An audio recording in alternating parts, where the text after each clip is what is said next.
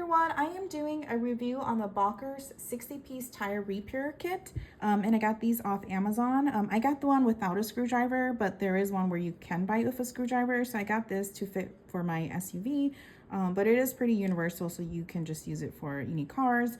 But there are two sizes, and it's not like how big the screw is or anything, it's more about the end size here. So as you guys can see, this one is a little smaller than this one here. So kind of depending on the repair that you need, then you can determine which one you're going to use. And so it looks like I would say that there's probably 30 of the small one in this bag and then 30 of the big ones in this bag.